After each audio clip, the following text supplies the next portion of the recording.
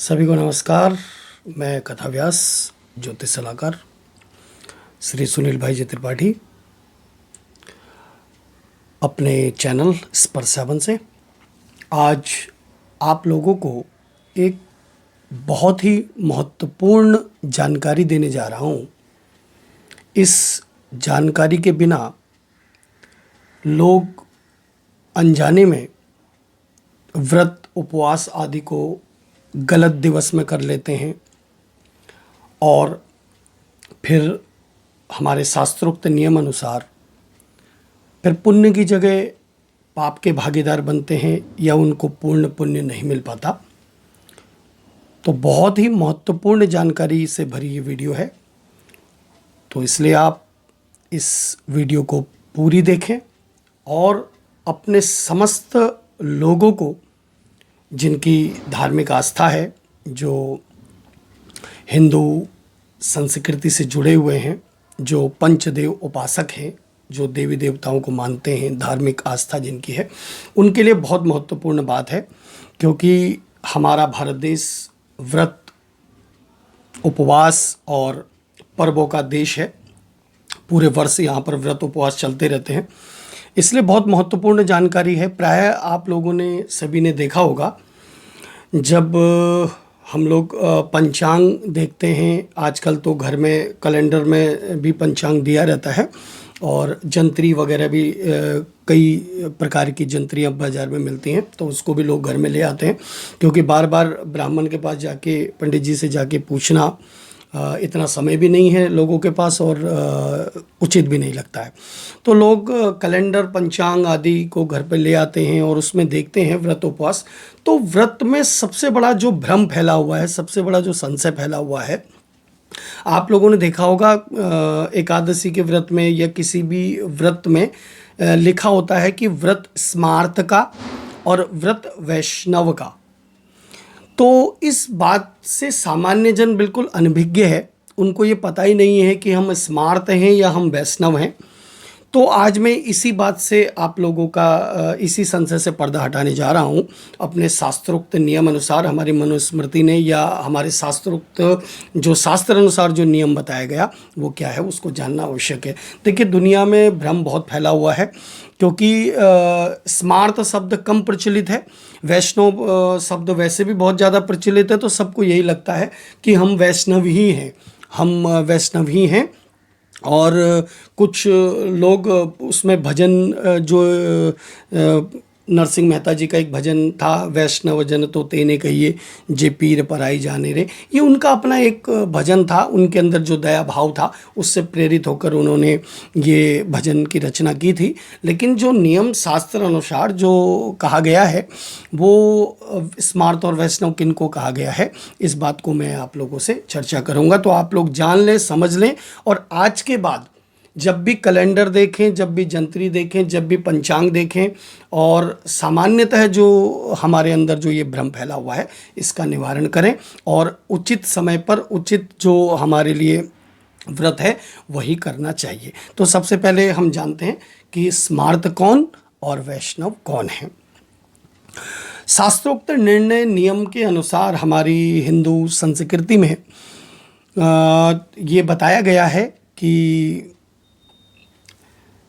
पंचदेव पूजन का हम लोगों के कर्मकांड में विधान है। आप लोगों ने शायद सुना होगा, पंचदेव उपासक हम लोग माने जाते हैं। तो पंचदेव कौन है, पहले ये भी जान लें।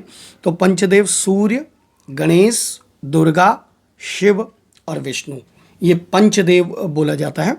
तो इनका पूजन सामान्यतः प्रतिदिन हम लोग करते हैं और इसीलिए हम लोग पंचदेव उपासक कहे जाते हैं।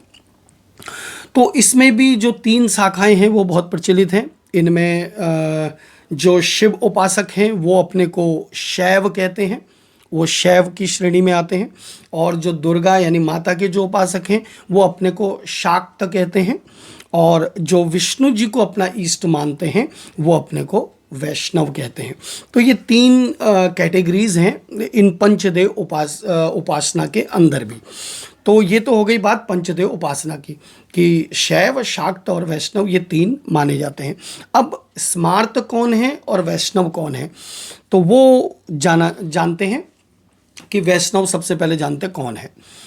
तो जिन साधकों ने, बड़े ध्यान से सुनिएगा, जिन साधकों ने, जिन मनुष्यों ने, जिन लोगों ने किसी विशेष संप्रदाय के विशेष आचार्य के द्वारा गुरु दीक्षा लेकर फिर उनके नियमानुसार, उस संप्रदाय के नियमानुसार कंठी, माला, छाप, तिलक इत्यादि का नियम ले लिया है और अपनी अंग पर शंख और चक्र अंकित किया हो, और वे उसी संप्रदाय के नियमों का पालन करते हैं और वे सभी वैष्णव कहलाते हैं।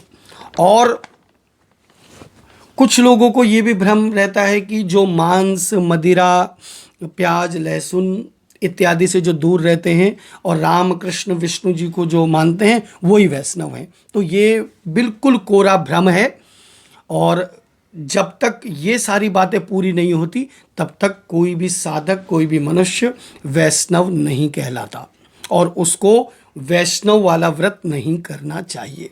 अपनी भुजा पर जो वैष्णव गुरु से, यहाँ तक कि तप्त मुद्रा जो होती है, बिल्कुल गरम लो करके उस मुद्रा से शंख चक्र जब भुजा पर अंकित किया करवाया जाता है, या मैंने अभी आपको बताया जब विशेष संप्रदाय, कोई विशेष संप्रदाय के आचार्य द्वारा जब कंठी, तुलसी इत्यादि धारण कर लिया हो और उसी संप्रदाय के नियमों का वो पालन करता हो, तो वो वैष्णव कहलाते हैं। अन्य लोग वैष्णव नहीं कहलाते। और अब जानते हैं स्मार्त कौन होते हैं। स्मार्त कौन होते हैं? सभी आस्तिक जन, जो सभी धर्म में आस्था रखने वाले हैं, जो सभी पंचदेवों में आस्था रखने वाले हैं, जो सूर्य, गणेश, दुर्गा, शिव और विष्णु, सभी पांचों देवताओं को जो मानने वाले हैं, उनका पूजन करते हैं, और साथ ही किसी को अपना आराध्य इष्ट भी मानते हों तो वो अलग बात है, लेकिन वो पंचदेवों की आराधना करते हैं।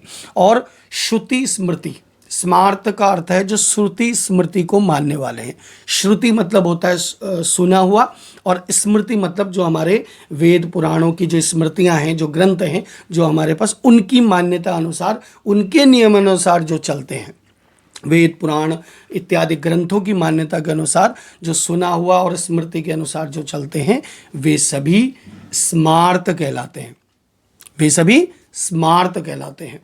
तो सरल भाषा में एक लाइन में यदि कहा जाए तो पंचदेव की उपासना करने वाले स्मार्त कहलाते हैं। तो इसमें कोई जाति धर्म विशेष कुछ नहीं है कि ब्राह्मण, क्षत्रिय, वैश्य, शूद्र, ऐसा कुछ भी नहीं है। सभी पंचदेव उपासक स्मार्त हैं और विशेष संप्रदाय से संबंध रखने वाले सभी वैष्णव हैं। तो अब व्रत आपने देखा होगा कैलेंडर में, जंत्री में, पंचांग इत्यादि में स्मार्त का व्रत और वैष्णव का व्रत लिखा रहता है। तो अब आप गलती ना करें, अब आप लोग नियम से जो हमारे लिए उचित है वही व्रत करना चाहिए हमको। और वैष्णवों को और विधवा स्त्री ये वैष्णव व्रत कर सकती हैं। जो जब भी वैष्णव वाला व्रत होता है उसको वैष्णव जन और एक विधवा स्त्री के लिए ये कहा गया है कि वो कर सकती हैं वैष्णव वाला व्रत, और बाकी सभी को केवल स्मार्त का ही व्रत करना चाहिए, और अन्यथा उसको किसी व्रत का कोई फल नहीं है, और बल्कि वो उसके लिए निषेध बताया गया है शास्त्रोक्त नियम अनुसार। अब कुछ लोग ऐसा भी, मुझसे कई लोगों का प्रश्न भी आता है कि उत्सव तो इस दिन मनाया जा रहा है, उत्सव तो उस दिन मनाया जा रहा है। खासकर विशेष हमारी जो विश्व प्रसिद्ध उत्सव है श्री कृष्ण जन्माष्टमी, इसके विषय में लोगों को बहुत भ्रम रहता है। तो इसके लिए मैं एक और वीडियो अभी डालूंगा आज या कल में।